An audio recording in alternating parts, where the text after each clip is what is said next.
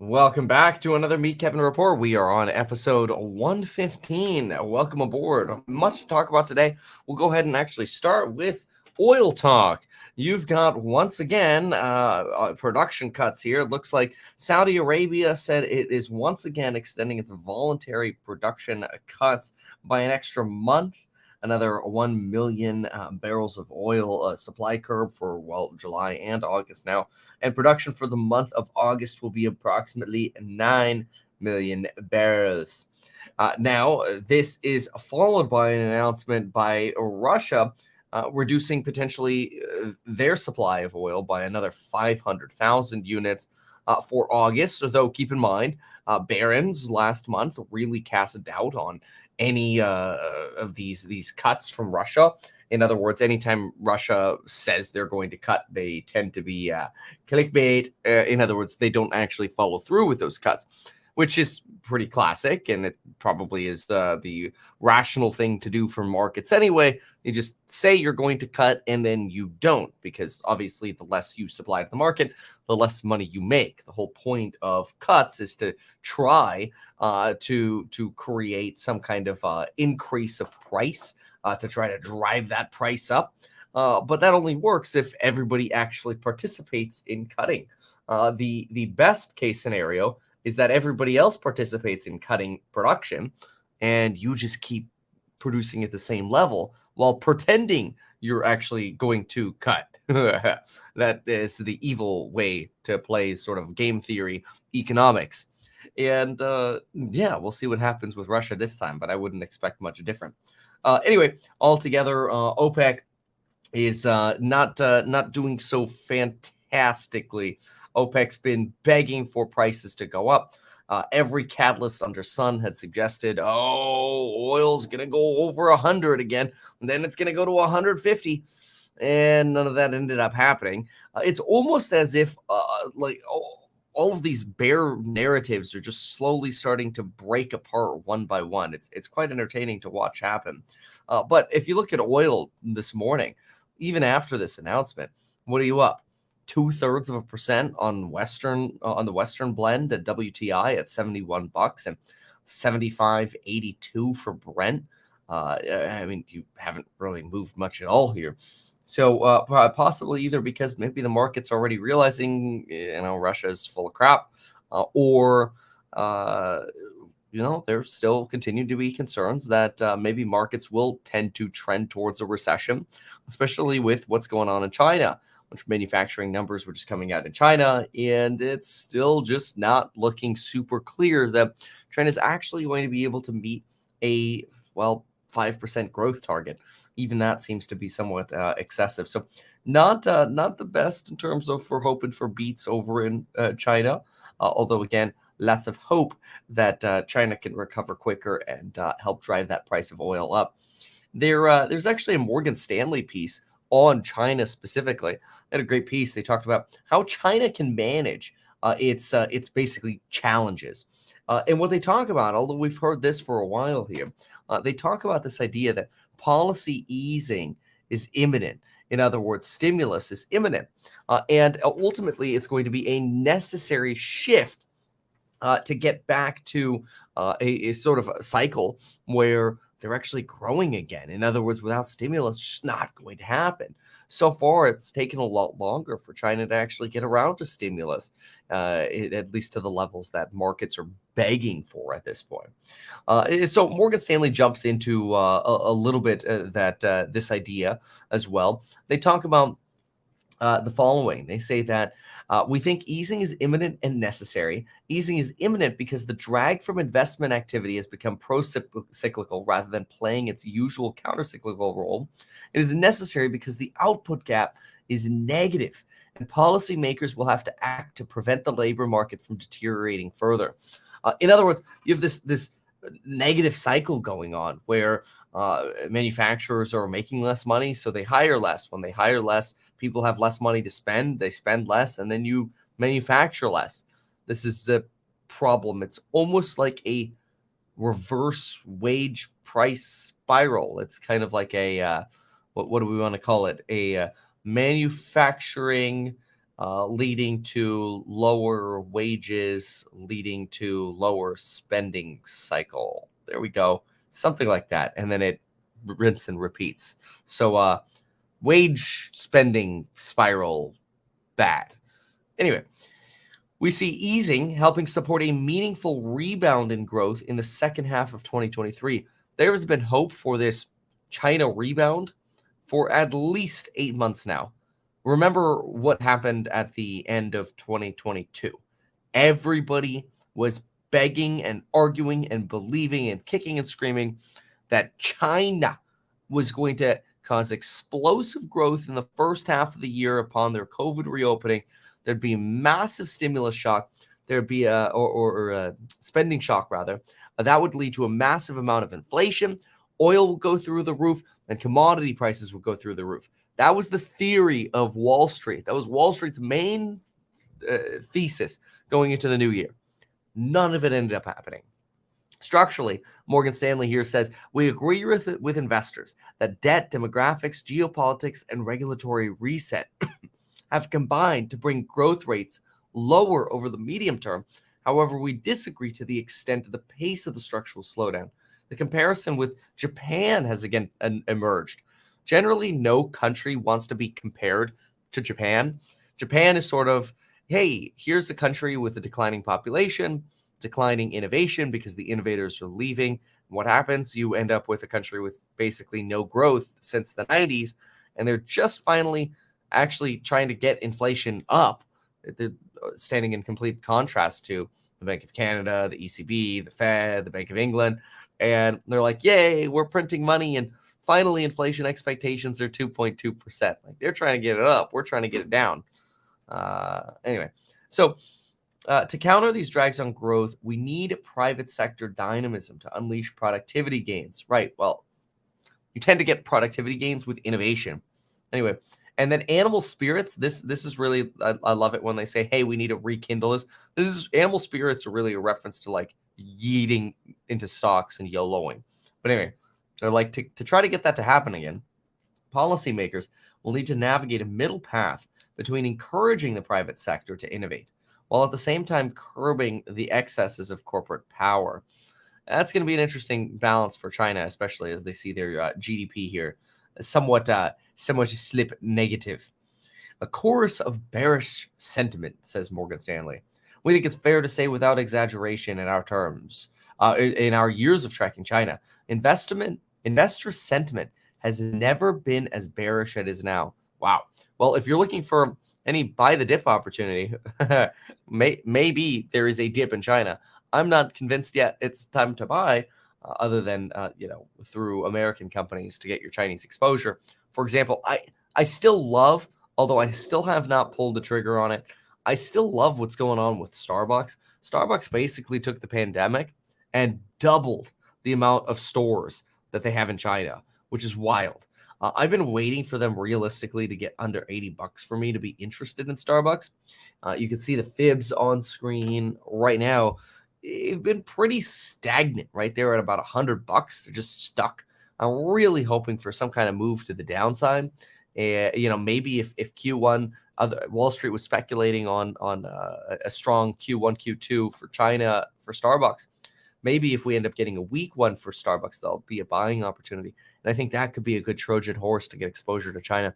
But personally, not at this price. Really, I mean, if I could get this down to like $69, oh, yes, I would be very interested in Starbucks at that point.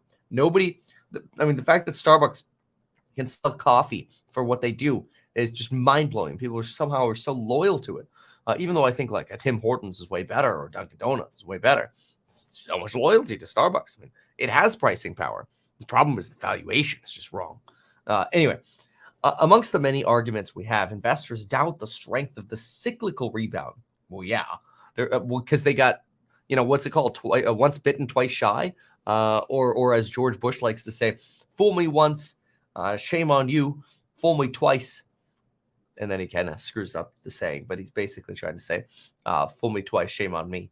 And yeah, I mean, like, everybody thought there was going to be this massive growth in Q1, Q2 that didn't happen. So no surprise, there's going to be negative sentiment now.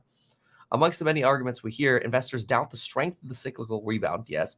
Skeptical of the size of stimulus. Yeah, China, remember, folks, China does not stimulate like America does. America showers people with money. China tends to make it easier for businesses to borrow. So these are very, very different forms of stimulus. You don't get that same sort of excess savings that you do as you did in America with consumers. Anyway, let's keep going with this piece here. Let's see here. China. Okay, we believe the potential GDP growth rate in China may well have already slipped to 2 to 2.5%. Wow, that's actually one of the lowest estimates that I've seen so far for Chinese growth. Remember, they used to grow at 8%. Now the target was 5%. and now there's the suggestion of 2 to 2.5%. Yeah, exactly. Can't get fooled again. The George Bush days. I was in third grade during the George Bush days. I feel like it was. Is that right? Al Gore v. Bush. Yeah, like 2000. Anyway. Yeah, that is right. Yeah. Amid the swings in investor sentiment, the truth lies in between. To be sure, we agree that China's structural growth is declining, but we think that investor sentiment is far too bearish. So, I don't know.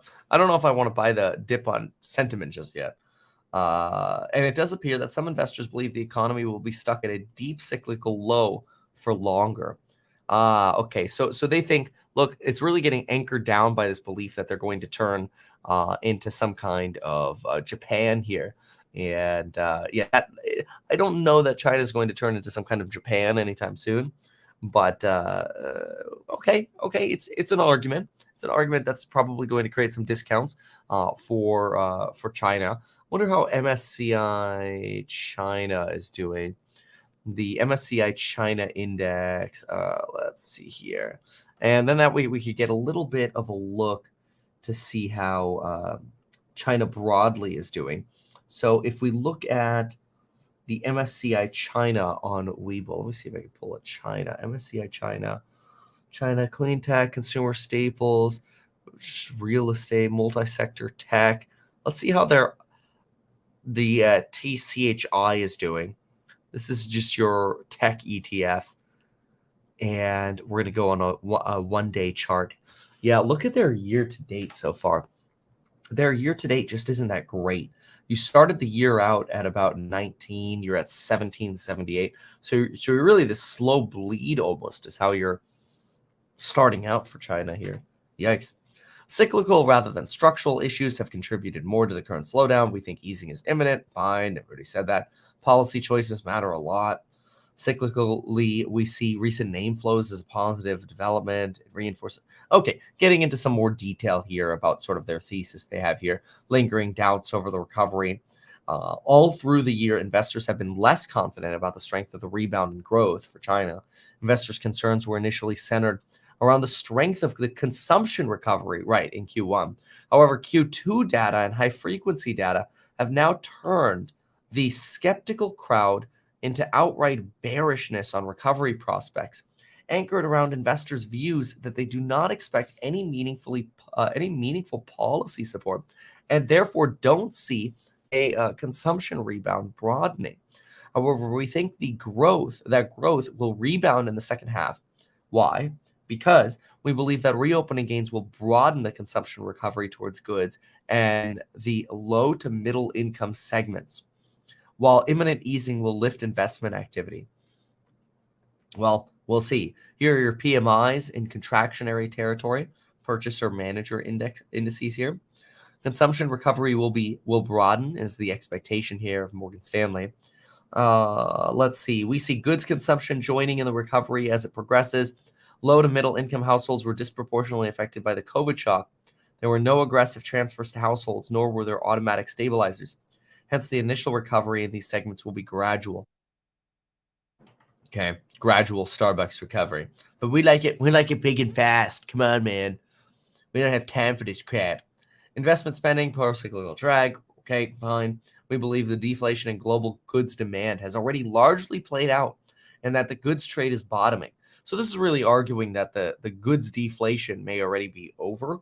So don't expect prices to keep falling, which could actually be a benefit to China. Preventing further deterioration in the labor market. We have here, it was precisely this anchoring that led policymakers to reopen last year. Fine. While some investors point to the fact that growth might not be as high of a priority as it used to be, we think that opinion misses the point that if weak growth persists for longer, there will be adverse effects on the labor market, which could lead to a potential rise in social instability. Yeah, just look at France. My goodness. Heart goes out to what's going on in France. I met my wife in Paris, and I just hate seeing a country torn apart by these sort of riots and protests and just really civil unrest. Wage growth in China sitting at 5.1%, close to half the previous run rate. Remember, usually you take off about a third to get to your inflation rate. So if we get to about 5.1% for wages, and we take off about a third, you're sitting probably at about 3.4% on an inflation basis. So not negative there yet. Hence, we look to wage growth as a better indicator. Okay, yeah, well, we'll see about your indicators here. But yeah, look at that decline in wage growth here. It used to sit around 8 to 9% for wage growth in China. Yikes. So entering a lower growth channel. Yeah, no kidding. Average forecast is 5.7% in 2023. That'll probably come in low. Slowing to 3.5 to 4% by 2027. Wow, and further dipping to 3% by 2023. Frankly, you know what this makes me excited about? Everybody was like, oh, China's going to take over. This is the world's largest economy. The U.S. will stay the world's top economy for quite a while if this is true. Like if this plays out like this, the U.S. has substantially fewer risks of being displaced, especially with the artificial intelligence. I mean, y'all know I have the How to Make More Money and Get SH&IT Done Faster, the course on productivity, how to make more money in your job or as an entrepreneur starting a business. However, it's all about income. And we feature AI in that. And it is just phenomenal, the productivity enhancements from artificial intelligence. We're really excited about them. But we actually think that those will help prop up the American economy's growth substantially more rapidly than what you might expect in more developing countries. So that combined with a slowdown in China, so artificial intelligence combined with a slowdown in China, probably really reiterates invest in Train America. Train America, Train America, Train America. Let's see here. Max here says Meta is trying to sell Quest headsets in China. Yeah, good luck with that. I don't know. I feel like there's some strong shrewdness in China when it comes to spending consumer money, and I'm not sure that Quest is going to be convincing enough. But anyway, the core of the debate with investors over this medium-term outlook is whether the gradual deceleration of potential GDP should be expected, or whether China will face a sharp and sudden decline in its growth trend to 2.5% to 3% in the near term. Let's see here. Then they talk about some factors. Basically, Morgan Stanley's like, hey, look, we don't think it's going to be as bad. And we think they'll recover sooner rather than later. Maybe that ends up being true. In my opinion, America is the place to invest. Let's take a look at a little bit more better management. Okay, challenges are formidable, but not insurmountable. Oh, okay. In sum, while China's economy faces formidable challenges on both the cyclical and structural fronts, we think that policy actions will be taken to address them. Imminent easing measures will help lift growth back closer to potential in the near term and avoid potential a rise in instability for civil unrest. Now, keep in mind that a lot of people are still convinced that there's going to be this, disaster between China and Taiwan. And I suppose while it's possible, the more time goes on, the less likely it seems. So time is making it less likely. But not only less likely, I mean, consider what's going on with Yellen. Yellen is now planning on visiting China this week. And this is actually a good thing. I mean, Biden's been talking positively about cooling relations. Yellen's visiting China. We've had Blinken and China in discussions. Relations, if anything, seem to be thawing. And this thawing of relations is really, really important. And it's probably driven by the lack of growth in China. And now we understand that, the Biden admin at the same time is like, oh, maybe more chip restrictions. But golly, the this idea that China, with the economy the way it is now, is going to run into war with Taiwan, it seems highly unlikely, especially since their thesis of reunification includes the potential suggestion that you just end up making Taiwan a Hong Kong style autonomous region, or a Macau, rather than a full-on takeover. So I don't know. That's positive to me. I mean, I suppose we could keep watching what's going on with China here, but when it comes to oil and China and these larger negative catalysts around Russia, North Korea, and China, it does not seem like the negative catalysts are horribly great right now. I tweeted yesterday. I don't think people liked it as much, but it is what it is. I said that it's almost as if the Bears made a fear list, and the Bulls are one by one crushing those fears. China reopening inflation, no. Oil surge, no. Systemic banking crisis, no. Drop off in consumer savings. It went down, but it started going up again. Therefore, no. End of consumer spending, definitely not. Liquidity crisis, no. China-Taiwan war, no. So far, a lot less of this pain than Bears have been expecting. We shall see, but it'll be interesting. Especially keep in mind, I was browsing around a little bit on Chinese labor costs, and there's this piece from the Financial Times that has been circulating, and it discusses the average wage costs of a manufacturing worker in various different countries. And this is that chart right here, average monthly wages of manufacturing workers. And you can see you're at about $1,000 a month in China, whereas you could manufacture in Thailand for about half that. Malaysia is somewhat close to that. Tesla's going to Malaysia, by the way. Congrats. Then you've got Vietnam, Philippines, India, Indonesia down here about $200, $300. Problem is you've got some more structural issues in some of these areas because they're not ready to sustain super high infrastructure just yet. Especially India, you get like these permitting disasters, low consistency between different cities. Yeah, makes it a little bit more challenging. But that's just the nature of developing countries. They come with risk, not just pure growth. So anyway, long and short of it, train America, baby. Heck yeah. Gain the lead. Anyway, there are my thoughts on China, oil. Is China in recovery mode? The real revolution hasn't even started yet. I don't really know what you mean with real revolution, but yes, I think China is trying to recover, and good luck to them. All right. Any tips on rationing my Twitter? Yeah, set your phone to black and white. It'll get you off Twitter real fast. All right. China and Russian oil disaster and war with Taiwan. All right. Take a listen over here. See what Bloomberg's got to say this morning. Supposed to presage a slowdown in the economy and or concern about growth going forward. I think that inversion, Michael Darda was on last week and had some really good stats on how long it can stay inverted and when it finally starts to matter. Yeah. And the argument has been now, well, it doesn't matter, but it's only been 11 months that it's been inverted. And that's a very wide, 7 months to 25 months. That's a very wide spread in terms of how long it starts to really affect the economy overall. So I think that there's really a question as to what that's signaling right now. But I think that it is not generally a good signal. Darda's in his newsletter, like Sunday or Saturday. Thank you, Michael, for mentioning the show and what we talked about and all. There's a photo of him sleeping on a couch, like he's like completely. Sarah, Darda's like comatose. He's like sleeping. Are you like relaxed in this market? Can you take like the Alpine Saxon nap?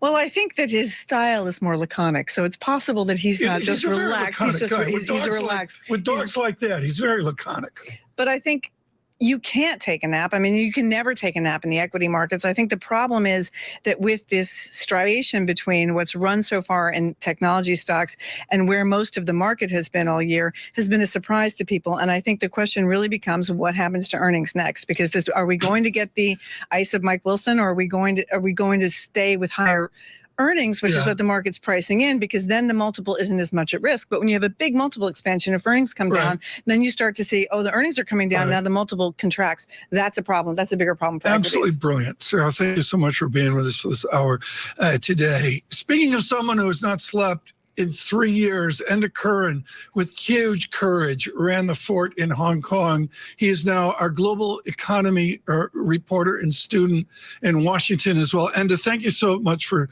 joining us today. And Yellen to China.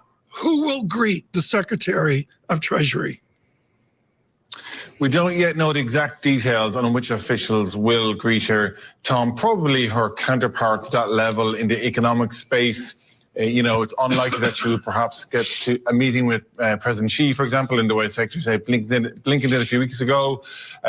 Remember, the guardrails for her kind of purview are less about trade, it's pure about the economic stuff. So she'll probably be focused on what's happening in China's economy, what's happening in the US economy. And the messaging from the Treasury has really been about managing expectations. They're not talking about any kind of a breakthrough on this. They're talking about improving communications between both sides and maybe looking for some areas where there can be cooperation. So no, not really a breakthrough meeting, but certainly a continuation of the trend of an attempt to stabilize relations in recent weeks. And Enda, looking at the reporting as of now, it looks like, though, she's not expected to meet with Chinese President Xi Jinping. Is that correct? Yeah, I mean, it's probably, we'll have to see how it plays out, but it's probably unlikely to happen. It's more significant that she's going in the first place, Katie. Remember, this meeting has been talked about for so long and has been derailed by various incidents over the past year or so. You had Nancy Pelosi's visit to Taiwan. Then, of course, you had the balloon incident. But it's back on track now, and it's speaking to this idea that they are trying to stabilize things. And remember, Ms. Yellen herself is pushing this idea of not decoupling, but de-risking the two economies. Now, you can argue what the difference is, but that's the line she's pushing. Nonetheless, though, there might be some pushback against Ms. Yellen as well. The Chinese side may ask her, what about these investment and export controls that your government is talking about imposing in recent weeks? So there are certainly grounds for some tension, even though this is meant to be a visit to stabilize things. And then to talk about what this relationship used to look like, specific to the Treasury Secretary. Of course, this is Yellen's first trip to China as Treasury Secretary. But as I understand it, at one point, the Treasury Secretary used to visit China every 6 months or so. Oh, yeah. I mean, pre-COVID days, this was pretty routine dialogue. They had the strategic dialogue, which happened every 6 months or so. Like you mentioned, officials from either side would go to either capital where they would meet and sit down and discuss the economic events of the day. That was a legacy from the Hank Paulson era. Now, of course, the critics would say that that was a period when the US should have been much more forceful in some of the economic issues around, we'll say, the access to China's market, protection of intellectual property, and all the rest of it. They allowed those issues to build up in that period. But nonetheless, there was certainly a better framework for cooperation back then than there is now. We're a long way from where that was. And that's why this meeting with Yellen, the Treasury, are only managing expectations that this is only about getting things back on an even keel, trying to stabilize relations, rather than any kind of substantive breakthrough or agreement on any of the major matters, Katie. And outside of what falls under Treasury Secretary Janet Yellen's purview, let's talk a little bit about some news that we got this morning that China is going to impose restrictions on exporting two metals used to make semiconductors and other electronics. Fight back. First, it feels like the chip arena has really become the battleground for a lot of these U.S.-China tensions to play out. Oh, yeah. The high value add technology is really where this competition comes down to. AI, quantum. I mean, the rest of the broad manufacturing story, that ship has sailed. But where the US and China are now clashing is on the race from where do you go from here? And that is, as I just mentioned, semiconductors, quantum computing, AI, and everything else. Now, it's interesting to see that China is talking about these export controls. I'll have to see more details on exactly what they're talking about. But it could be interpreted as being a kind of a tit for tat in response to what the US have been doing and what the US is expected to do. More export controls expected over coming weeks, of course, on investment into key technology sectors in China. But it shows China has some room for retaliation too. Is this your first 4th of July weekend in Washington? It's just, In the US, it it's is. like you realize the colonies won. That's what this is about. The colonies won. Okay. And as we've been talking about, only mustard on the hot dogs. Okay. No ketchup on the hot dogs. All right, we'll pull back off the nonsense. So, yes, a little bit more insight there into China. Well timed, awesome. All right, so now let's see what else we have here. There's a y'all. I guess we could play it this way. Hold on a second here. Let's see here. Bridgewater Bear. Bridgewater Bear. Bridgewater. Let's see here. Okay, so remember, okay, well, hold on a second. There we go. Okay. Mr. Ray Dalio, that's whom we're going to talk about next. Oh, yes, it is. All right. So Mr. Ray Dalio has been a big believer that we are at the end of a massive debt cycle and there will be massive defaults and some sort of great reset in the way of the debt cycle.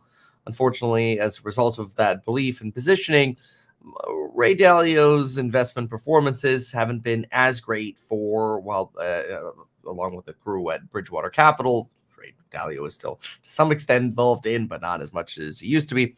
Haven't been as fantastic as, well, the rest of the broader market. And part of it, in my opinion, is potentially based on Bridgewater's continued bearishness. It seems like every other week we get another bear report from Bridgewater Capital. And what I wanted to do was actually just go through one of these to see what is it that they're claiming. Why all of a sudden are they so bearish, and why is this continuing? So let's go ahead and jump into a piece here by Bloomberg, and which breaks down basically what one of their fund managers suggests. And let's see what we got here. So first, for much of last year, Bridgewater Associates was on the verge of historic outperformance. It's true for last year, not so true for this year. Betting the fastest pace of rate hikes in decades would soon tip the U.S. economy into recession. Then, as bond yields began to tumble and stocks rose towards the end of last year, it fumbled to the finish line. Still, Greg Jensen, the co-chief investment officer at the world's biggest hedge fund, Bridgewater Capital, says markets are getting it wrong. In the latest podcast episode here on Bloomberg, he argues investors are still too optimistic about the prospect for economic growth and the ability of the Fed to permanently reduce inflation back to 2%. The Fed seems a little bit more realistic than markets do on what it's going to take. To get an equity rally from here, you have to lower rates fairly quickly into a world where earnings are pretty good. That's kind of the discounted line. To get above that, you need even more of that. In other words, they're making this argument that, look, at this point, for earnings to really keep going up, what you need is the Fed to cut. But the problem is, for the Fed to cut aggressively while inflation is still at the level it is, would require some form of recession, which is obviously bad. We don't want that. Okay? For much of last year, Bridgewater seemingly bearish bets were poised to push its best annual performance in over a decade. But returns in the Poor Alpha Fund tumbled 13% in the fourth quarter through November, and more than 20% at its levered Pure Alpha Fund, as investors began to bet that the Fed would reduce the pace of tightening. I've been wrong about a bunch of those things, said Jensen. The degree of tightening was fast and high relative to history, and that any tightening like this in the past had led to significant downturns. Although the lead lag is somewhat variable, and it's possible that's right. Okay, so in English, this is basically a way of saying, look, anytime we've tightened like this in the past, we've had a recession. And in fairness, yeah, I mean, like, it's true. It's kind of wild. But then the economy has also been so strong, leading to this kind of tightening. So when we sort of look at history, we're like, okay, so on one hand, when we tighten a lot, we go into recession. But what if we're tightening a lot because the economy is so dang strong? You know, obviously, I know every time I say that, you get all these comments. in any of the comments, whether it's on Twitter or YouTube or whatever. People are like, what do you mean the economy's strong? Price of food's still up 30% when I go out and drink, beer, get a dinner somewhere, or whatever. Yeah, that's true, but that's not necessarily the definition of the economy either. Anyway, continuing here. And I mean, the fact that this idea of a recession keeps getting kicked down the road as well. I mean, it just seems like every quarter, economists are like, the recession will actually be next quarter. Well, eventually they'll be right. Eventually there will be a recession. Anyway, usually when, let's say, as they were last year, stocks were falling and short rates were rising, formula in history always led to personal savings rate rising, Jensen said. People seeing higher interest rates available to them, asset prices falling, housing slowing down, etc. Usually people saved more money, which meant there was less revenue for companies, which meant there were layoffs, which meant savings rose more when the employment market weakened. Instead, the wave of fiscal policy unleashed during COVID disrupted these traditional economic patterns. In other words, this time is different. Yeah, I mean, to many regards it is, although you did just hit the deepest level of inversion. I think the 210s is like over 90 bips inverted right now. It's pretty darn steep right now. All right. The wave of fiscal stimulus basically unleashed during COVID has upset these dynamics. Looking back, I think there are reasons that I should have known that. The money's been spinning around in a way that made the rate hike have much less of an impact than I believe it would have post-COVID. So you've got Jensen kind of like falling on the sword here. Like, come on, man. All right. We kind of made a mistake at Bridgewater. Oopsie doopsies. But the tightening effect on higher borrowing costs will eventually be felt by big companies who will be forced to pull back on jobs and investment, he said, and people cutting back on their spending to increase their savings. So this gets a little complicated, and this is where I want to pull up some of the other aspects here. So first of all, this whole idea of a credit crunch just has not been playing out for the Bears. The Bears have really been arguing there's this massive credit decompression coming, and basically everybody's going to have less credit available, and as a result, you're going to see some sort of crash. But the reality is, even Morgan Stanley suggests that higher quality borrowers will be able to cope better with this reduced credit quality, while it's really lower quality borrowers that are going to see the erosion of debt affect their affordability. So what is a lower quality borrower? Well, think about it as a subprime borrower. If you are a subprime borrower, I'm sorry for you. You're going to get screwed. You're going to look at auto rates in the neighborhood of 29.99%, which is absolutely insane for autos. You probably won't qualify for real estate, so no real estate for you. Consumer loans will basically just be explosive in terms of the interest that you're paying on them. And so I do think the lowest tier of individuals will have credit tightness, but I'm not convinced that the higher tier, probably higher income individuals are going to have that same sort of exposure. And you also have to consider that on almost a daily basis now, I'm reading documents and research on how we're not actually really expecting any kind of mass layoffs. In fact, more of what we're seeing is labor hoarding. And so for Bridgewater here to make the argument that, oh, don't worry, the big layoffs are coming from companies as earnings go down, companies are looking through whatever this is going to end up being, at least the high quality companies. I mean, look at this. Unique Credit, just this morning. Actually, this isn't just this morning. This is a piece from last week. My bad. But anyway, labor hoarding, a surprising phenomenon of the current Fed tightening cycle, has been the almost muted reaction in the U.S. labor market. Now, to some extent, there are questions about whether the labor market is actually accurately predicting what the heck is going on, or maybe I shouldn't say predicting, I should more say reporting on, because the Bureau of Labor Statistics puts together jobs reports. But we've regularly thought that it's possible the jobs data is overestimating how many jobs our economy actually has. And that's a little bit problematic. The Wall Street Journal just did a piece on that. We can look at that in just a moment and then go back to Bridgewater. But remember, you've got payrolls data coming out this week. And last month, we had a 339,000 job print. We're expecting 225. We're actually expecting the unemployment rate to fall from 3.7 back down to 3.6, with average hourly earnings stuck at 0.3. In terms of the JOLTS job opening index, we're expected to still be relatively close to 10 mil at about 9.968-ish job openings in the JOLTS report. JOLTS comes out on the 6th. The employment data comes out on the 7th. But if you jump over to the Wall Street Journal for just a brief moment, there is some dissension about whether the labor market is really the best tool. And basically what the Wall Street Journal here is doing is they're suggesting, we've talked about this many times before, the difference between the payroll survey and the household survey. And they're basically saying, hey, is it possible? Here it is, excuse me. Is it possible the Fed is dealing with an economy that's not as robust as it thinks, with a labor market that's not as healthy as it actually thinks? And I don't know, it's a challenge, because sure, these reports are probably skewed on one hand, but then on the other hand, you've got this labor hoarding going on because nobody thinks the recession is going to be that bad. So you still have this high profitability of firms, resilient to demand, or resilient to basically needing to lay off folks. And so maybe this idea that you're definitely going to have these layoffs like Bridgewater is talking about is just nonsense. Anyway, continues and says, my view is you end up with growth disappointing a bit and inflation disappointing on the high side a bit. Okay, I mean, this is like such a weak argument.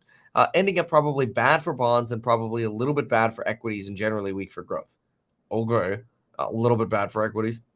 I've tamed, and we've tamed at Bridgewater to some degree, our view on growth. While still negative, it's not as extreme as it appeared. Wow. They're softening their bear thesis. Now that is very interesting. They're almost pulling a T.S. Lombard here. Remember what T.S. Lombard pulled off?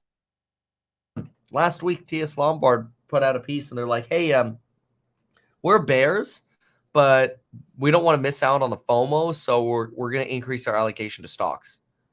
I kid you not. It was laughable. But anyway, looking forward, we do think that inflation's still coming down a bit, although on net, we entered what we think is a more inflationary environment, such that 2% inflation is probably more likely to be a bottom than a cap. And we do think fiscal policy as a way to deal with recessions is probably politically more likely the outcome than, let's say, going back to recession and more QE. In other words, stimulus check us out of recession, right back to making the same mistakes we previously made.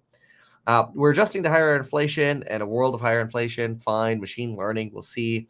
But largely X, a major productivity miracle. I think deglobalization. Dude, are you serious, Jensen? Come on, man. Everybody said after the COVID supply chain crisis that we would have this massive phase of deglobalization. And I remember, I've been saying this for years now. I'm like, no, we're not going to deglobalize. We're just going to re-globalize. In other words, it's like, all right, well, we broke those supply chains. Let's rebuild them back better. Yes, I'm purposefully making a joke here about the Biden administration. But no, I do believe that companies, corporations, capitalism will find the best way possible to rebuild these supply chains, not through only nearshoring, but mostly through just reestablishing supply chains via globalization. This whole deglobalization stuff is just garbage in my opinion, but whatever. Bridgewater itself, I mean, this honestly makes me want to start a hedge fund. I'm like, if Bridgewater Capital is the largest hedge fund in the world, and they're this bearish right now, I don't know, either I'm missing something, but their arguments are super lame. In fact, their bearish arguments are becoming less bearish. They admit themselves. That's it. Meat hedge. That's what we need. Meat hedge. Somebody start it up. All right, here we go. Bridgewater itself has long deployed machine learning. Okay, nobody cares about your AI. What else do we have here? Early investor into OpenAI, fine, sees Bridgewater building an ecosystem where the firm has a de facto army of high-quality AI analysts, whatever. Okay, so talking about AI to finish out the piece, boring. What do we have over here? Well, here's one of their latest global economies pieces. Now, in fairness, in their global economies piece, they talk about pain really across the entire global output. And this I agree with much more than just saying that America is going to hit some sort of pain threshold, specifically because I do think the global economy will experience a much softer level of growth than other folks are really hoping. But this was very interesting. Look at this. First, they say here that, because we were just talking about China not long ago on the channel here, but take a look at this. China is experiencing a deflationary undershoot, which, again, you would think would lead to more stimulus. But so far, you're not really seeing that push from policymakers yet, in China at least. And so, anyway, where things now stand, this is according to Bridgewater just about 2.5 weeks ago. Nearly all major economies of the world are in some state of disequilibrium. This is producing, hold on a second. Let's get back to that picture. There we go. This is producing large and differential pressures on policymakers to pull levers. As we look ahead, these pressures will be a key driver of asset returns as differences play out, presenting large alpha opportunities where market pricing is at odds with what is currently needed to restore equilibrium. So to some extent, this is a China argument as well. Like, hey, if everybody's sentiment is super bearish on China, maybe that's a buy the dip time for China. Broadly speaking, the countries of the West all responded to deflationary disequilibrium conditions with vast amounts of stimulus, right? And while Western policymakers have been responding to this by tightening more recently, you've got to look at countries like China and Japan responding to the pandemic with more control and less stimulative policies, which allowed their economies to avoid the extreme swing experienced in the West. But even here, there are differences. China's lockdowns throughout much of 22 created a more depressed deflationary environment. But Chinese policymakers are being cautious in order to avoid the excesses that could create that same sort of Western instability. In other words, you've got Bridgewater here making this argument that, look, we already know that Chinese sentiment is bearish, but they've created so much disinflation with their lockdowns. Maybe you could actually take an opportunity to invest in China. I'm not convinced yet, but they're excited about that potential idea. Europe, they say, is the farthest from equilibrium, with an overheating economy and stretched market, pricing ultimately putting pressure on policymakers to tighten even further. Well, this is true because you've got this resurgence of core inflation that you've had even since this piece was written over here. So yeah, you do definitely have some issues in Europe, and a lot of this is probably driven by what we have with the war in Ukraine.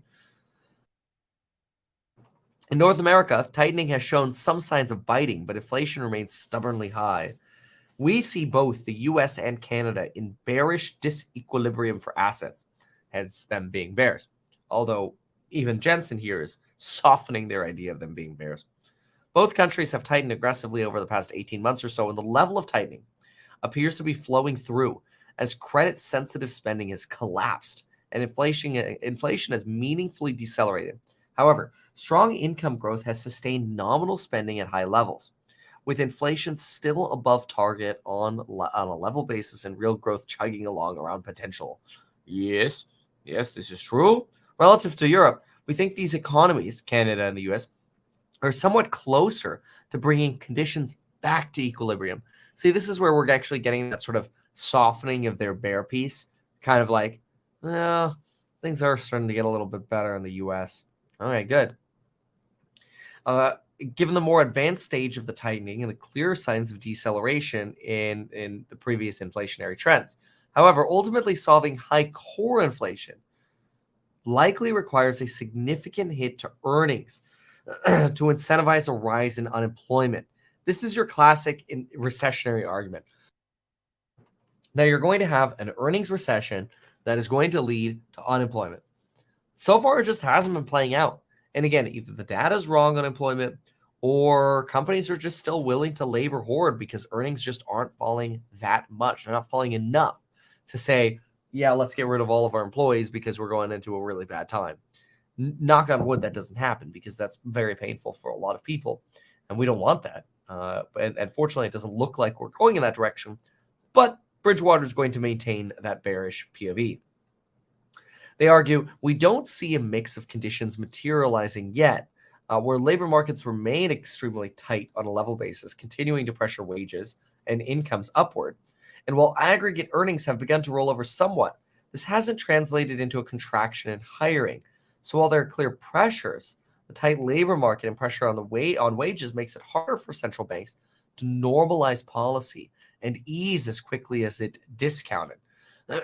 Now, as is discounted. This here is an argument that, hey, stocks could go down because stocks believe the Fed's going to U-turn and ease very quickly. But you can't because there's still pressure on wages in the labor market.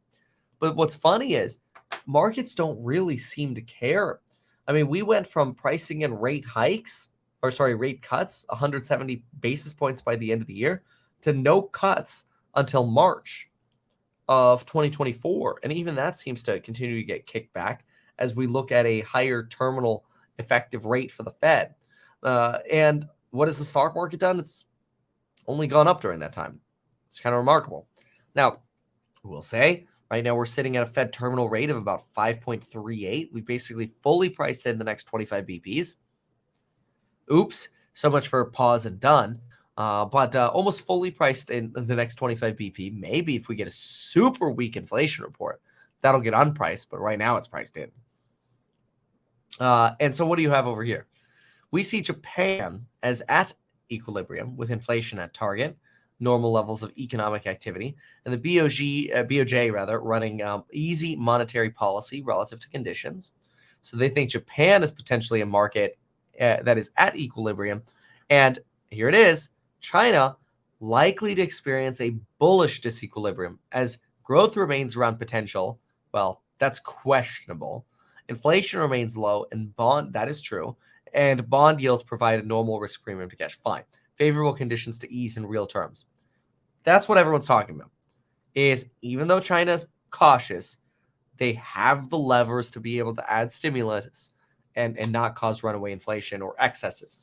And so it keeps Bridgewater somewhat bearish on the U.S. economy and bullish on China. But as you've seen from Jensen's piece there, his podcast with Bloomberg, even they are softening their bear piece. So we'll see. But it is interesting how such a massive hedge fund could have made such a mistake going into the end of last year, and certainly the mistakes going into this year by being so stubborn about that belief that, oh, no, we're U.S. screwed. Maybe not. All right. What's next? Let's listen in. What do they got over here? Derivatives and fixed income as well. That really sets up the debate here. Katie, as you mentioned, Katie Greifeld in for Bramo and Farrow. And as you mentioned earlier, the Bill Dudley piece was the tone setter for last week. I mean, it arrived at a perfect moment because it feels like we've been sort of stuck in this range on the 10-year yield. Again, basically flat for the year with a lot of volatility. As to whether we take a leg higher or maybe we've seen the peak, that is the debate in markets right now. And Bill Dudley coming firmly out on the side of higher yields. And many people here talking of these themes. Ellen Zettner is with us with Morgan Stanley for the entire hour. We're going to devote a huge part of the back half hour to her view forward. But we're going to have Ellen join now with Jim Bianco. He's president of Bianco Research, hugely followed on the street. And what I find is it's a smart note always, of course, that's Jim Bianco. But there'll be one sentence that hits you over the head. We get that now from Jim Bianco, where he talks about inflation coming down to that before level, and then it will reverse and drift higher. Jim, state the theory. How will we get to 3%, then drift higher? Well, it's the base effect. Last year, June of 2022, we had one of the highest monthly numbers ever at 1.2%. You may remember gasoline prices were $5 a gallon a year ago.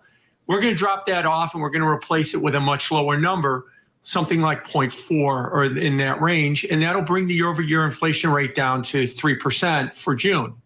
July of 2022 was 0.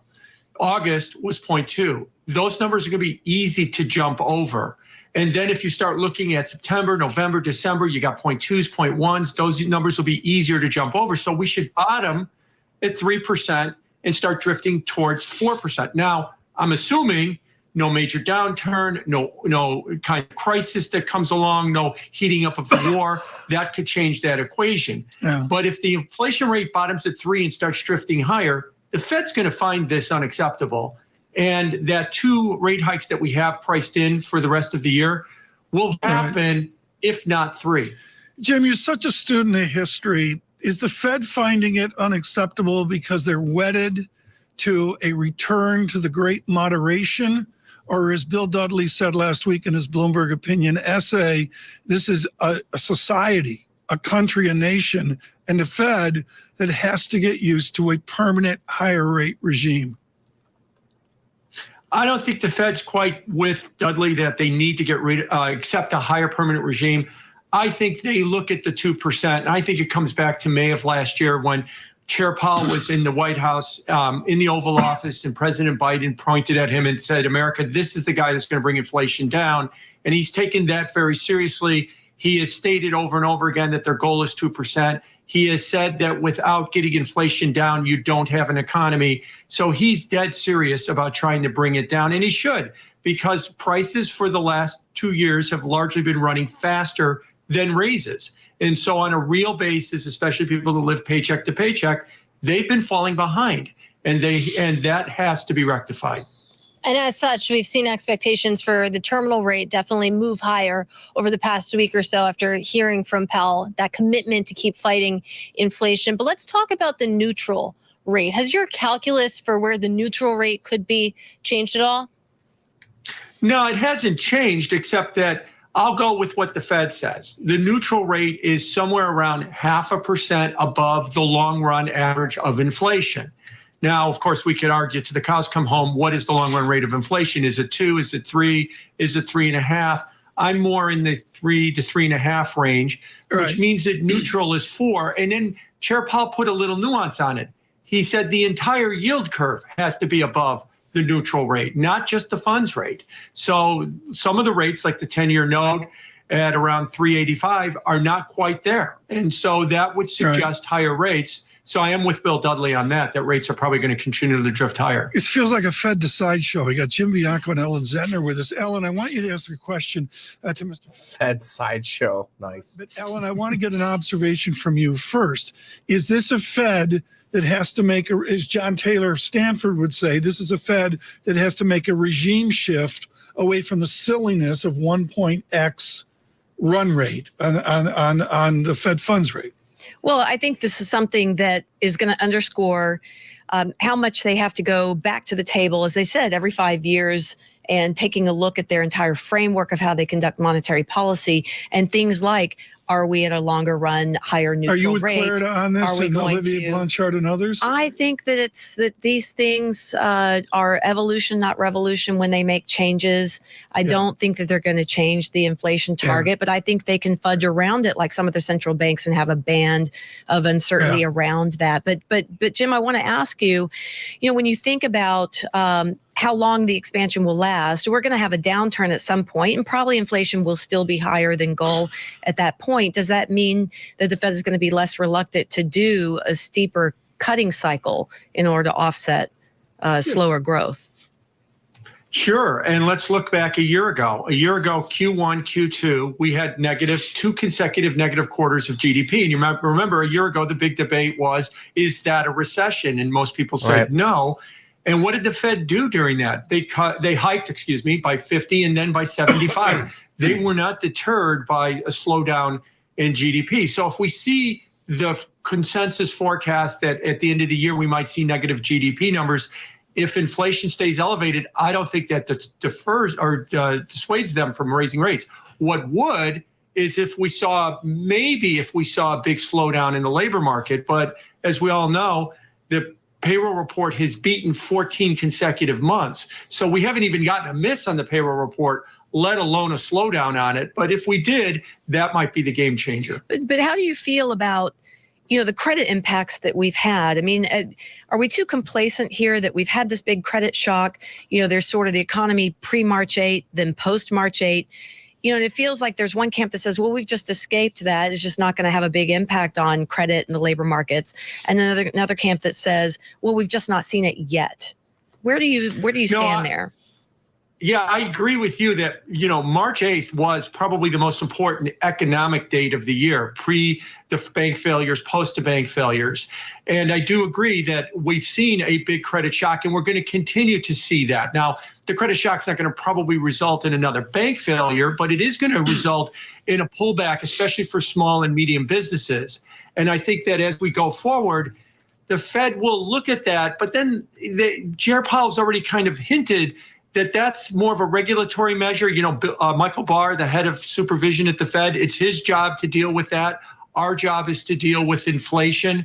So I don't think at the end of the day that the credit situation is going to dissuade the Fed other than push them from a regulatory standpoint, but not necessarily from a monetary policy standpoint. Jim Bianco, thank you. Jim Bianco with us today from Chicago. Really Interesting arguments. Yeah, definitely. Okay, let's jump on over to some of the Tesla BYD news, and then we have some other talk to do about inventories and Fed. The one thing that I'm looking for,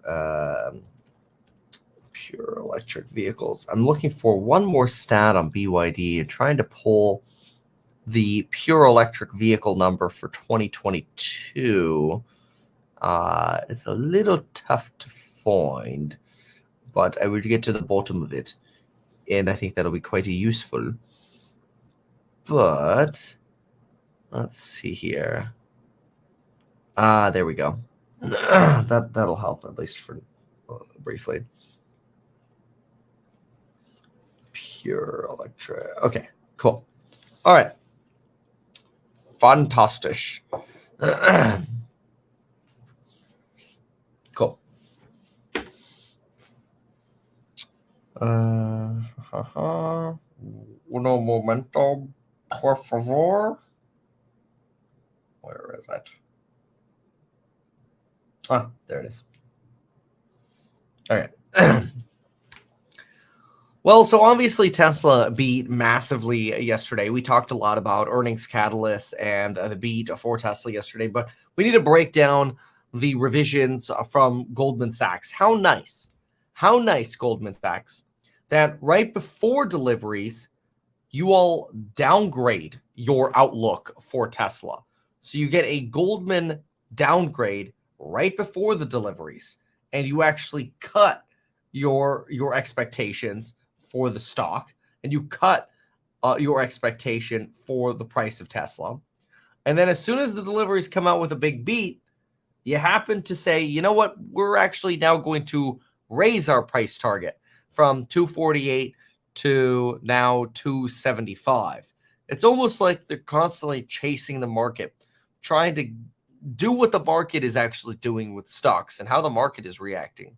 Now, we don't only want to talk about this Goldman piece here. We'll briefly go through this, but I want to talk about BYD after this. And so we'll get into BYD in just a moment. But first, let's just take a look at some of the commentary that Goldman here provides on Tesla as to why they're increasing their price target for Tesla. Tesla delivered about 466 vehicles and produced 480K vehicles. The preliminary these numbers rather were significantly above the visible alpha consensus data at 450, Bloomberg consensus at 448, and Goldman Sachs estimates at 445. Model 3 and Y deliveries in the quarter were up about 8% quarter on quarter and 87% year over year. Keep in mind, that is comparing to the whole of 2022 when Shanghai was oopsie doopsies. And so implications and analysis. We consider this to be a strong report as volumes came in well ahead of consensus and Goldman estimates.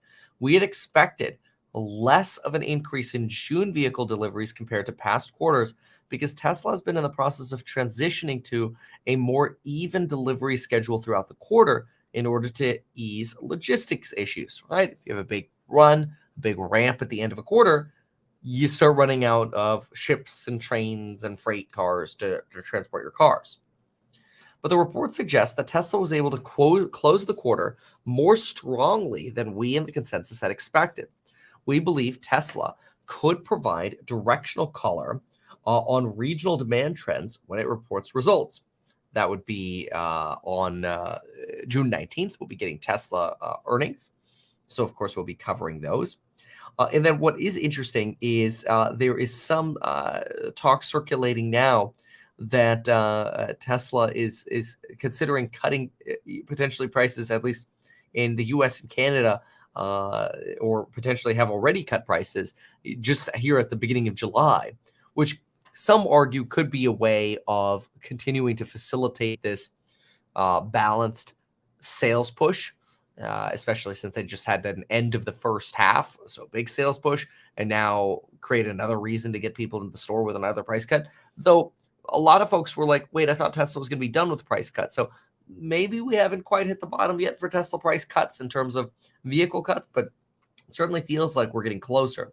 Anyway, looking at Goldman here, we believe Tesla could provide directional color, right? We talked about that. We expect investor focus heading into the next earnings report to be on gross margins. Duh, that's what we talked about yesterday as well. Gross margin is going to be the top one. But personally, in my opinion, the two to really focus on are going to be cash flow and the potential for a money raise. A lot of expenses going in over at Tesla. Let's look at some of the estimates that they have over here. So these are the estimates for the balance sheet. They actually see Tesla's balance sheet rising very, very strongly here into throughout the rest of 2023, sitting around that 21 bill level where we are now. But by 2024, getting to about $33 billion in cash and potentially as much as $53 billion in cash and cash equivalents by 2025. This is sort of your Goldman forecast right here. And then as far as cash flow from operations, they think will be positive substantially still throughout 2023. That's why I think you have a negative catalyst here, because this is the tightest right here. If you actually look, it's much larger for 2024. In other words, the gap between CapEx and cash flow from operations, much larger in 2024, much larger in 2025. I mean, here you've got about a $12, $13 billion difference. Here you've got about a $20 billion difference. You only have a difference right here of roughly $5.5-ish billion. So you're getting pretty tight over here in terms of that cash flow. That's why I think the money raise is possible. Anyway, in terms of earnings per share, Goldman Sachs looks like they're revising some of their yeah, they actually are. Their last earnings per share was below for their non-diluted was below $3, and they've actually bumped that to about $3.24. Wall Street consensus right now is around $3.50 for 2023, and with this deliveries beat, we might actually end up beating $3.50 in EPS for the year, which would be great for the stock. But you could absolutely see a strong growth here of earnings forecasts. If you look at just EPS growth alone, which goes into our PEG ratio calculation, if you go 469 divided by 324, looking at about a 44.7% EPS growth rate. 6.2 divided by 4.69 puts you at about a 32% EPS growth rate. I've been using around 30% for EPS growth. So this is great. This is very, very good. Yeah. So I like to see this from Goldman Sachs, these revisions up and these, again, potentially a red flag right here, an Achilles heel that Wall Street doesn't seem to be paying attention to, a potential negative for free cash flow. We'll see. But this is a revision up here. Again, I think you get a lot of these companies, they just revise their price targets up as the stock's going up, which is just ludicrous. Anyway, then we got to talk about BYD and its relation to Tesla over here, because BYD also reported some pretty phenomenal numbers. Before I do that, I just want to be very, very clear, because there's like this constant confusion in the just stock community, and like people legit do not understand what the word annualize means. They literally think you have to compound. You do not compound. Annualize does not mean compound. So what I mean by that is if you look at Q1 and you compare that to Q2, you get 10% growth. That is the speed at which growth is going right now. If somebody said, oh, Tesla's growing every quarter at 10%, then you compound. Then you have to use exponents to calculate your, how much the company is going to grow by the year. But if somebody wants to annualize, if we maintain that speed, how much is the company going to grow? The answer is very simple. It's 40%. You just multiply by 4. That's what it means to annualize. That's why the words are different. Annualize, multiply. Compound, exponents. It's very, very simple. But apparently, people in the comments just can't get it through their heads. And I think I've made this argument like 1.5 million times, and it's extremely exhausting. But I hope if you're watching this, you realize there's a huge difference between annualizing and compounding. Annualize, you just multiply. You're just looking at a snapshot of growth. The reason for this can be very simply understood to say that, look, if in Q1 you had $100 of sales, and in Q2 you have $110 of sales, you are growing at that line. Compounded growth implies an exponential curve, but we have no data to suggest that we're able to imply an exponential curve. All we have is we went up 10% from Q1 to Q2. That doesn't mean we're going to compound again from Q2 to Q3. It just means we're growing at that pace. That's the pace we're growing at. Anyway, compounding implies growth where you shouldn't imply growth. And if you compound, you are probably over-evaluating growth. Now, that doesn't mean the company's not going to outperform, but it's just not what annualizing means. Anyway, rant on that over. Now, let's get into some of these BYD numbers here. So Chinese EV maker BYD reported another impressive growth month here. Now, they sold almost twice as many electric vehicles as they did last year. And a lot of folks are using this as an argument to suggest, BYD is way ahead of Tesla. Keep in mind that when you analyze BYD, this is a company that, first of all, is selling battery electric vehicles, that is pure electric vehicles, but they're also selling hybrids. They're selling a lot of hybrids. This is something to consider. So, for example, if we break down some of the actual numbers here, what you can find here is the total number of vehicles sold here, which includes plug-ins and battery electric vehicles. This is on a monthly basis. This shows you returning to growth at BYD. Still obviously very good, but do keep in mind that BYD sells vehicles that are substantially less expensive than Tesla. So it makes sense that growth rates might appear somewhat higher at BYD. A lot of folks question like, hey, well, if BYD is growing so much, isn't that bad for Tesla? They're two totally different markets. Cheaper hybrids on one hand, some smaller battery electric vehicles, and more expensive vehicles over with Tesla. Something to keep in mind. And so, as you can see here, Barron's breaks that down. Look at that. BYD's 90% is faster than Tesla's 70%, but Tesla makes more expensive vehicles. It's easier to sell less expensive cars. And then, of course, you have, pure electric vehicles versus the hybrids. And we can actually break apart those numbers. So BYD in the last quarter here, there we go. They sold 251,000 vehicles in just June, which is pretty good. It's somewhat close to about half as many vehicles as Tesla sold. But if we break that down into hybrids and non-hybrids, they actually sold 128,000.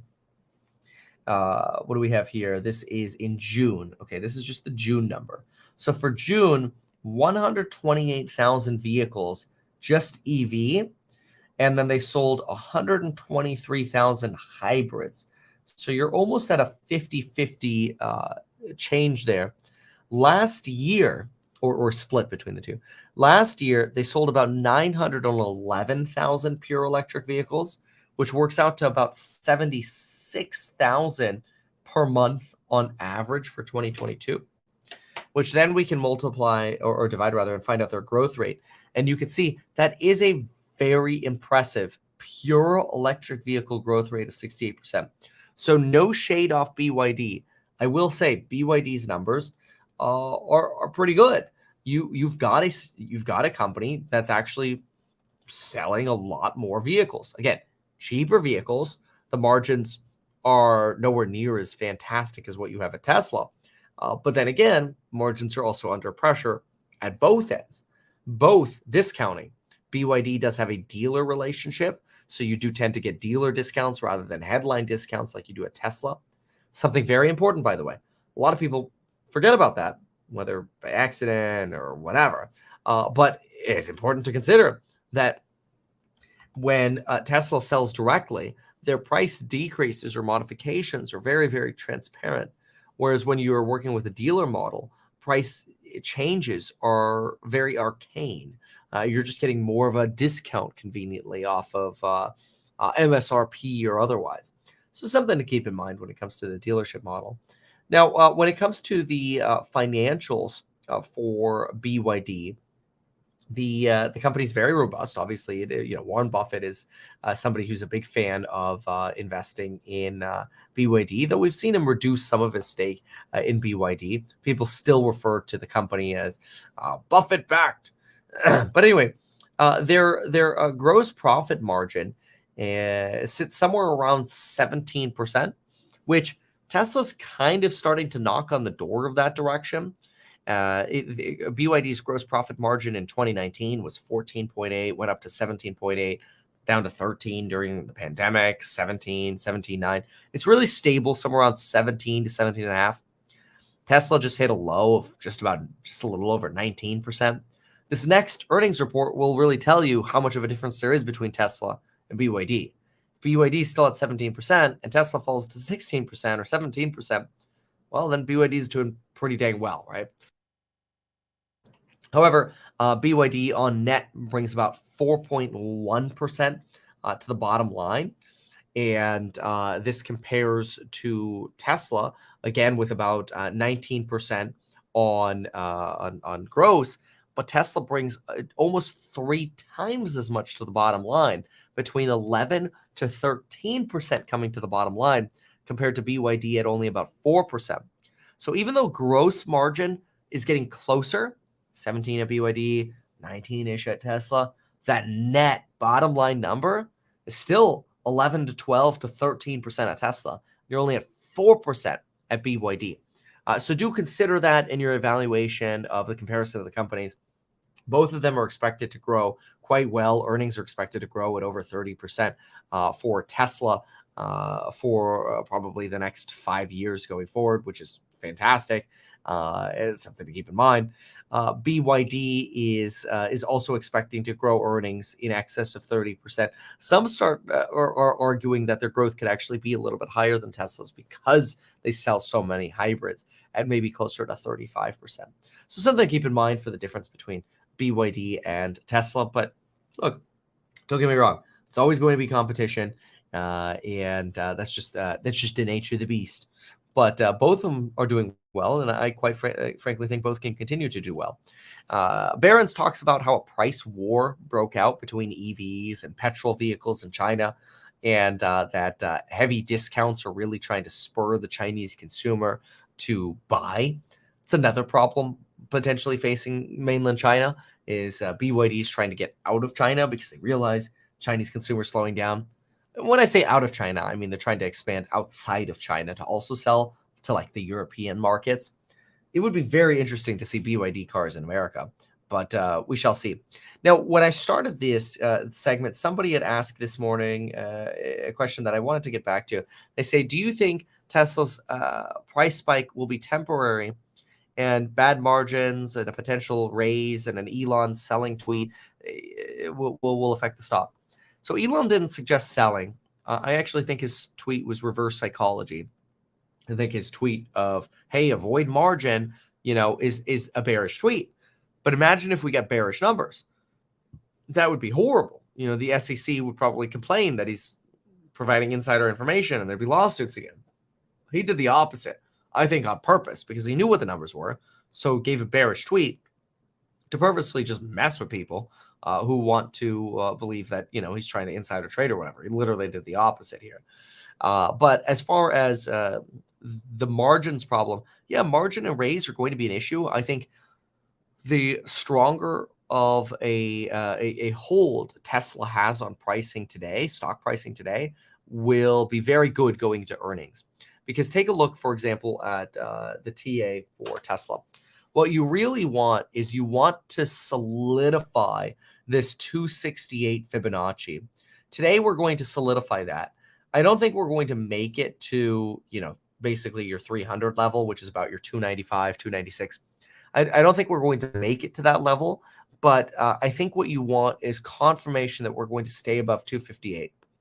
Any excess above 258, I think you could give up at earnings, but the goal is that you don't break through 258 after earnings again. The goal is that you stay in this range right here. And if you stay in this range after earnings and after that earnings negative catalyst goes away, especially if the earnings catalyst isn't that bad, I think there's a chance you could end up breaking over 300 after earnings. If it happens before, you could slip right back after earnings. But the more it goes up before earnings, the better, because you're just creating more insulation for yourself. So a little bit of my thoughts here on Goldman Sachs, BYD, and pricing for Tesla. I do not think that you're at anywhere near the levels yet on Tesla where you would argue, oh, it's time to fully dump Tesla or whatever. I think really that time will come in the future, but I don't think that time is now yet. Obviously not personalized financial advice here. I don't know your situation, but that's just market commentary. Anywho, that's my take on Tesla for today. Alrighty. So that gives us a Tesla commentary. Tesla. And now let's get into some commentary again. So we've done some Doomburger this morning. Let's go back to our old friends over here at the CNBCs. Oh, come on. Last. Oh no. Oh, it's not working. Uh-oh. No, I don't want to be stuck. I'm stuck on CNN. This is a problem. Why is that even on? It's okay. It's okay to watch both. Oh, I can't believe I got stuck on that though. Fine then. Doomburger it is. Oh, that's a bummer. Fix that. Well, I'll fix that in a moment. Anywho, let's see what Doomburger has. I'll go fix it in the meantime. Tony Crescenzi of PIMCO. This is what we try to do, which is bring the zeitgeist to you, directly to you. He is the short-term bond expert with Jerome Schneider at PIMCO. And of course, off Dan Isaacson's PIMCO interview in the FT this weekend, which made global headlines. And PIMCO a little bit cautious there on what we're going to see in terms of price up, yield down, duration coming in there. Really informed conversation.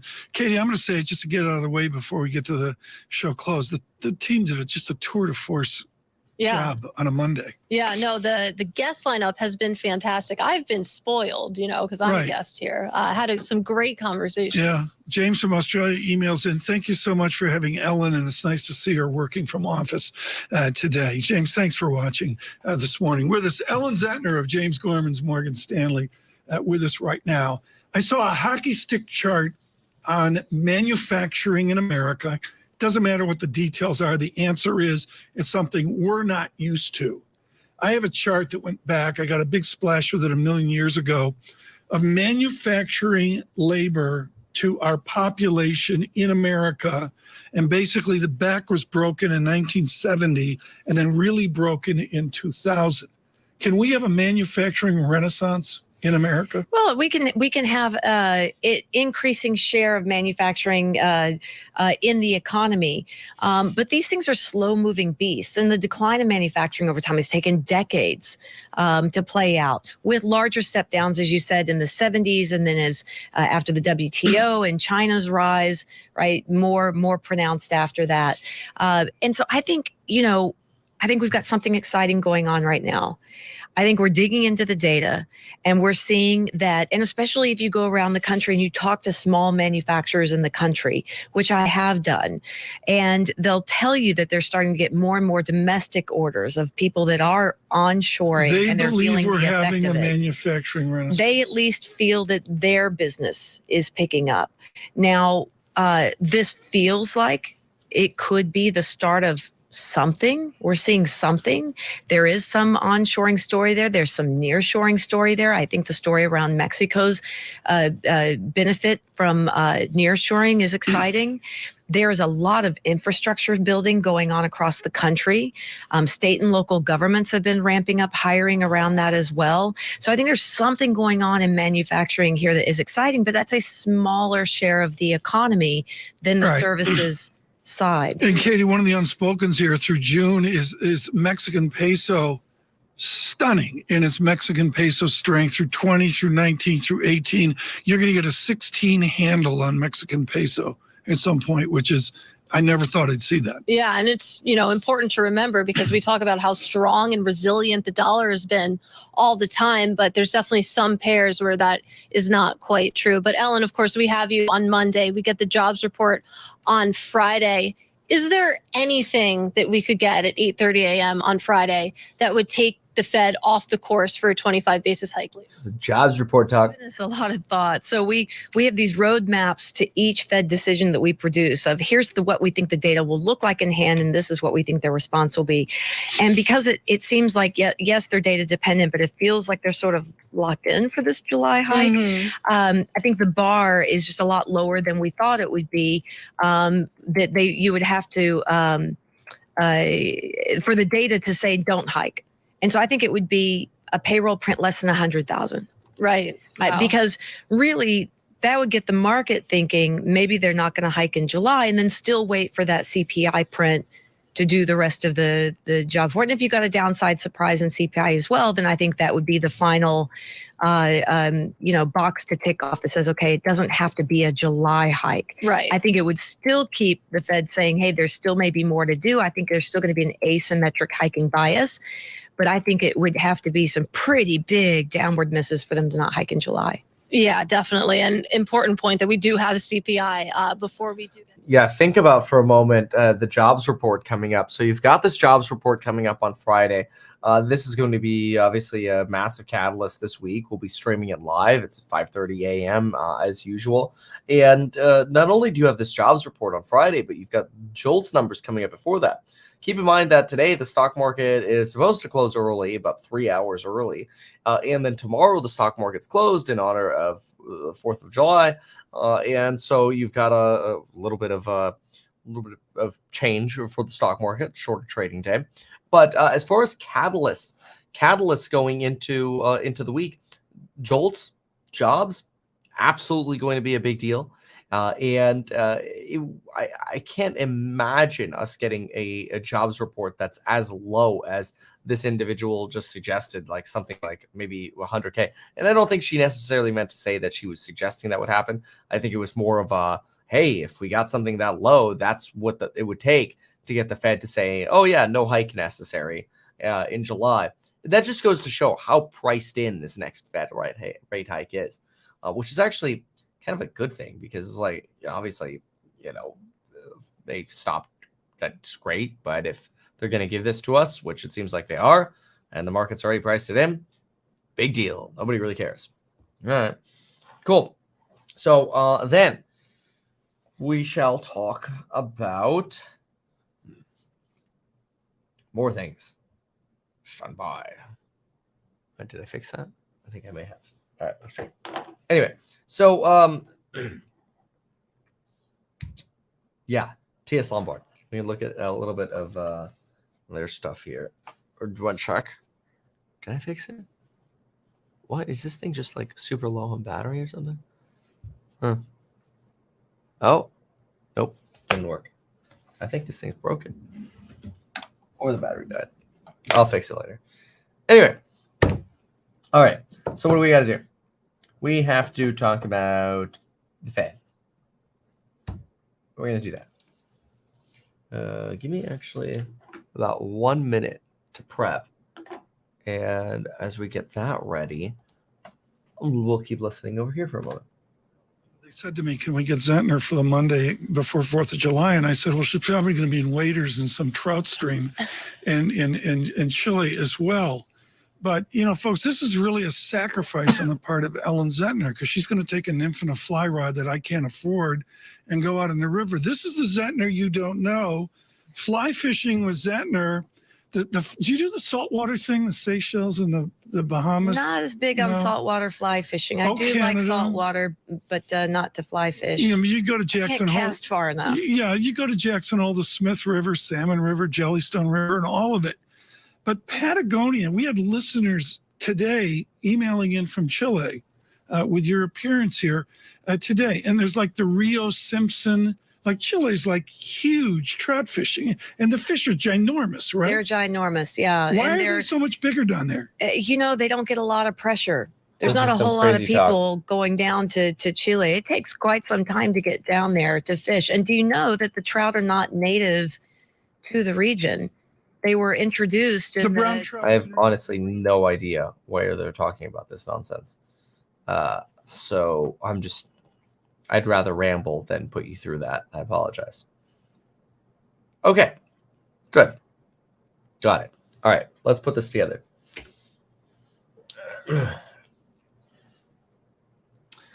Well, T.S. Lombard is back again, saying there is no reason to keep hiking rates. Let's talk about this, as well as a Morgan Stanley piece on inventories. But quickly, a hit of the catalyst for this week. First, the biggest one this week is obviously going to be the jobs data coming out on Friday. That is the first Friday. Is it the first Friday, though? I don't know. Usually jobs data comes out the first Friday, but if the first Friday is is the first of the month, sometimes they'll delay it to the second one. It is actually, though. It is the first Friday of the month, and jobs data will hopefully come in around expectations. Not too hot, not too soft, somewhere around 225,000 jobs. Wall Street Journal disputes the accuracy of the BLS labor reports, but then again, most people do. But what we're looking for is a potential softening in the unemployment rate from 3.7 to 3.6, average hourly earnings coming in at 0.3.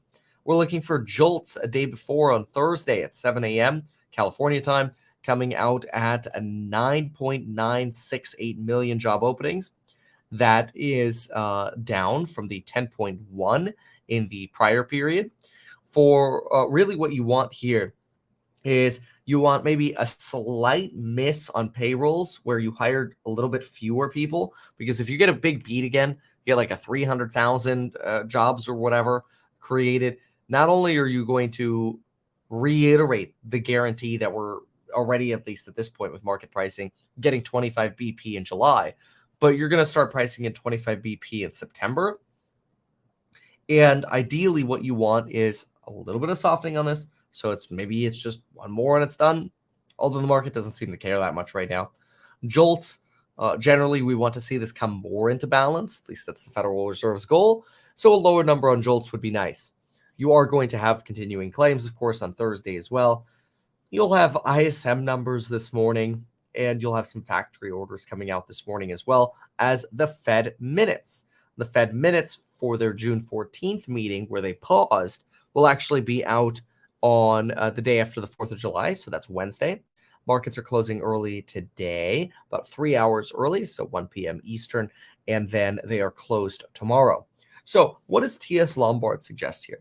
Well, T.S. Lombard suggests there is no more reason to keep hiking. They say or suggest here that central banks promise pain, but monetary policy has been pain-free so far. But that does not mean that monetary policy isn't tight enough. In fact, they suggest here that J-Powell has issued a stark warning about growth back in the Jackson Hole days. But now, what do we have? We have central banks and jurisdictions adopting a similar tough messaging, basically about higher for longer. But what's important is that, hey, maybe they don't actually need to keep hiking, according to T.S. Lombard. And so why? Number one, they suggest the number one reasons you don't need to keep hiking is potentially because of expected inflation. Yes, inflation expectations, something that we have been looking at by the 5-year break-even curve, but you can also look at by the real rates curve. Now, the real rates curve is where the Fed looks and says, we want real rates to be positive. Fortunately, they are. And this is good because it indicates the U.S. is this blue line right here. It indicates that maybe we've already arrived at the level of tightness that we need to be at. Now, unfortunately, that 5-year break even, I think it needs to get down to about 1.6, 1.7 before we would expect any kind of rate cuts. We still have some work to do to get to that. In fact, today you've got a little bit of a spike up on that 5-year break even inflation rate. It tends to be pretty volatile, but as you can see here, it's starting to break out above this upper bound right here in the May-June area here. So we want to keep an eye on this 5-year break-even rate right here. It's starting to pump off a little bit. So we'll watch that. But so far, relatively anchored. Model-based estimates, central banks. So second reason to pause. So first being inflation expectations. Second reason being central banks believe that it is not enough to take into account the difference of inflation over time. They must assess real interest rates and get to that equilibrium level. We've talked about this before. And the argument is monetary policy is already sufficiently tight. This would be the second argument to pause and not hike, even though 88% of the market right now is suggesting, oh, don't worry, you're getting your hike in July. Just so remarkable because really it's just, to me, it reiterates the mistakes they made in the 70s where they paused and started again and paused and started again. It seems a little nonsensical to me. But anyway, 89 actually, 0.3% chance now, up from 88% of a hike in July. So anyway, third reason they suggest, mainstream economics focuses on interest rates. However, there's some who prefer a quantity-based measure of policy stance, particularly trends in money supply. Credit provisioning, well, basically the flow of money supply has turned negative. And so generally when money supply turns negative, you tend to get a deflationary impetus that follows. And so that's the argument here, is that you can see deflation. At least that's your typical sort of Austrian economist POV. And we are starting to see supply contracting. But on top of that, you potentially also have an inventory glut, which would contribute to this. Now, this I thought was interesting. I'm going to jump over to Morgan Stanley to inject this into this here. Excess inventory being an issue. Take a look at this. Weaver's piece over here at Morgan Stanley titled Keeping an Eye on Inventory. Elevated inventory levels continue to be a problem in the U.S. A spotlight was placed on inventory last year, with several big box retailers posting poor earnings results as a result of the inventory build. Remember, by the way, this is a very Cathie Woodian argument that massive inventory building is going to end up leading to massive discounting. And guess what? That leads to disinflation, if not outright deflation. And pause that just for a moment to jump over to the Nike earnings call. And I want you to look at what Nike talks about.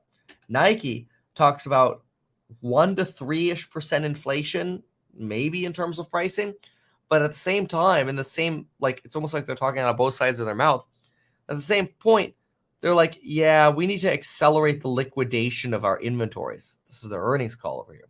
It's like, okay, so you're going to accelerate your liquidations while still raising prices? Whatever you say, Nike, whatever you say. Anyway, continuing with the excess inventory piece right here.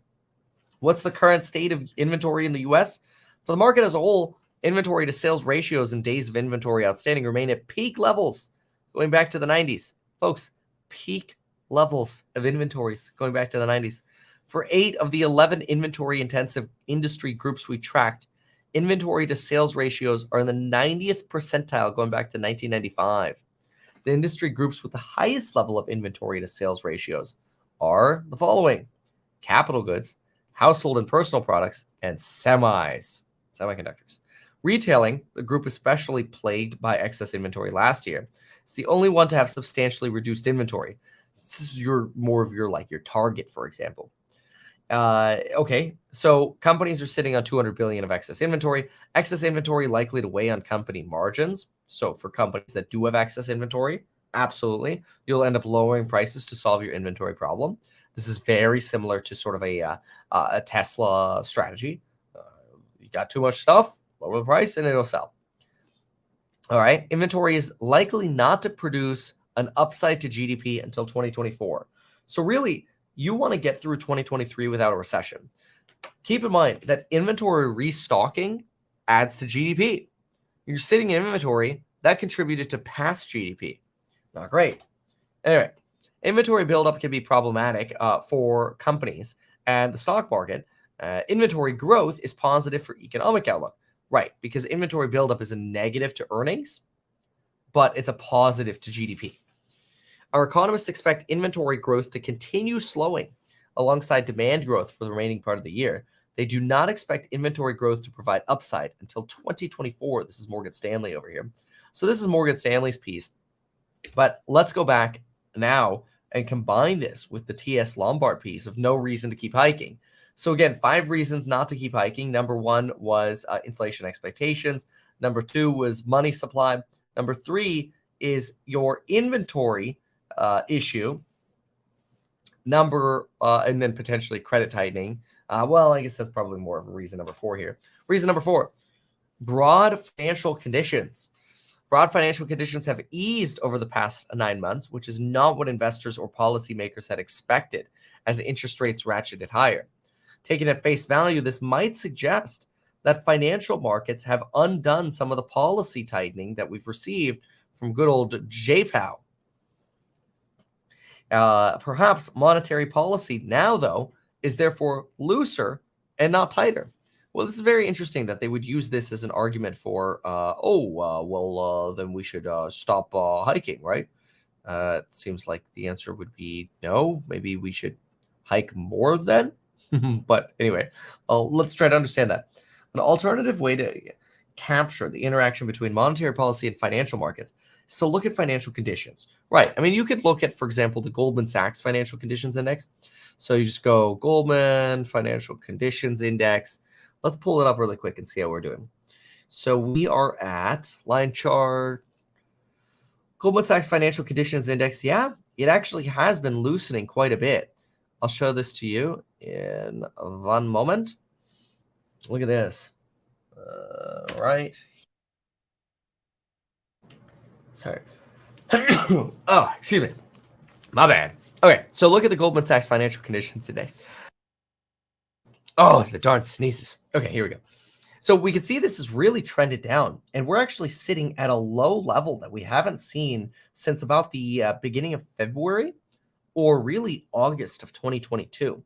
So financial conditions have really started to loosen, which to some extent does make you wonder, does that mean the Fed should hike more? So what does T.S. Lombard suggest about that? So broad financial conditions have eased. Monetary policy is actually loosening, hence potentially your stock run up. Does it make sense to put such a large weight on equities but exclude house prices? House prices are far more important for the real economy. Should we include spreads? Okay, so it sounds to me like they're somewhat arguing that your financial conditions falling are a factor of what you're seeing with the stock market rallying potentially, as that is one component of financial conditions, but that these financial conditions indices are actually misleading, and we should be looking at other sectors like the commercial real estate or housing sector as potentially negative weights to the economy still to come, whether those are rent declines or otherwise. Okay, interesting. That's why they're saying monetary policy is not as tight as it seems, but only in a narrow sense. In other words, only when you consider the stock rally. Fine.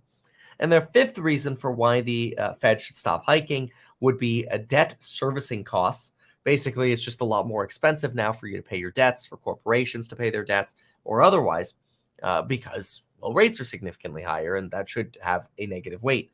I don't know that any of these reasons would actually lead the Fed to pause. We saw somebody on Bloomberg suggest that in order for the Fed to pause again in July, you'd probably have to get an unemployment report that misses terribly, and you end up getting some kind of like 100,000 or even negative print. I don't know if that's likely, but we'll see. So what do we have over here? So of course you got the 30-year mortgage that sort of keeps households keeping a stable payment on debt reservicing, something to consider for households. But that's also what's propping up the housing market. 30-year mortgage. It's remarkable. If you get a surge of inventory, you're going to have problems. We're not seeing that. Basically, you're in a situation here where TS Lombard's like, look, we're going into an earnings recession. We already know they're bears. They say inflation expectations are down. Problem is they're not down as much as the Fed really needs them to be down. So I'm not with TS Lombard on that. I think the Fed still has work to do. Yes, we're probably sufficiently restrictive, but that doesn't mean, there's no science for what sufficiently restrictive is. So there's still room for another 25 or 50 BPs. Excess savings are running down. That's true, but people are still spending like crazy because people are still technically able to borrow. And even though there may be this refinancing squeeze coming and expenses might go up for credit, people seem incredibly capable of paying for these higher debts. And yes, financial conditions are loosening because stocks are rallying to some extent, but that is sort of a misnomer. Financial conditions perhaps are still relatively tight, and therefore maybe the Fed doesn't have to do anymore. That's TS Lombard for you. It's interesting. I really think a lot of it will weigh on what happens with jobs this Friday. Jobs, and then of course CPI on the 12th. So mark your calendar for both of those. Equity or excess inventory though could be a Kathy Woodian argument that actually supports what TS Lombard here is arguing.